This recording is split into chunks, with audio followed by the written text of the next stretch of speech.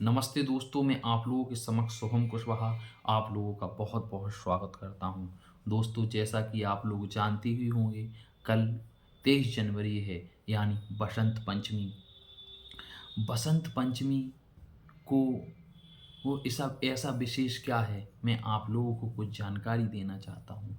बसंत पंचमी के दिन माँ सरस्वती जी का प्रकट हुआ था, और इस दिन सभी सभी पेड़ पौधों में पुष्प आते हैं और फल आते हैं।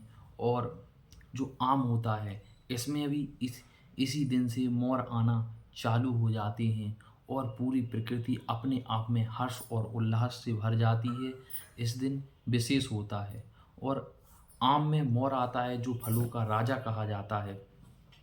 इस दिन इस और इस समय ब्रह्मा जी ने पूरी सृष्टि की रचना कर ली थी, लेकिन सृष्टि में सभी लोग गूंगे थे।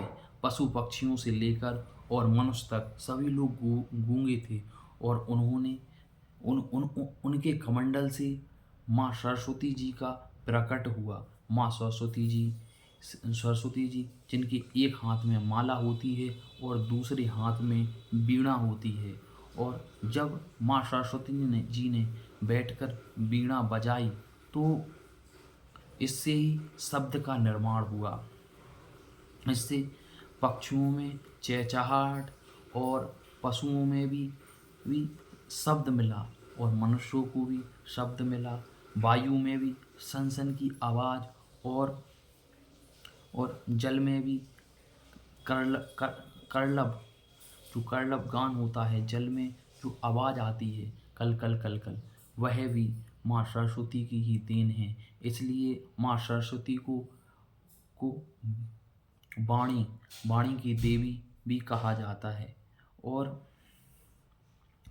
माँ सरस्वती अपने आप में विशेष है। इस दिन माँ सरस्वती जी की पूजा होती है, और माँ सरस्वती को पीले पुष्प बहुत पसंद हैं। पीले पुष्पों के साथ और पीले भोजन प्रसाद के साथ माँ सरस्वती की पूजा होती है। और इस दिन विशेष तौर पे पढ़ाई लिखाई का कोई काम नहीं होता, क्योंकि इस दिन माँ सरस्वती का पूजन अर्चन होता है। इस दिन पढ़ाई लिखाई नहीं की जाती है, और माँ सरस्वती की पूजा की जाती है। इस दिन यही होता है। धन्यवाद दोस्तों। इन्हीं शब्दों के साथ मैं अपनी वाणी को विराम देता हूँ। नमस्कार।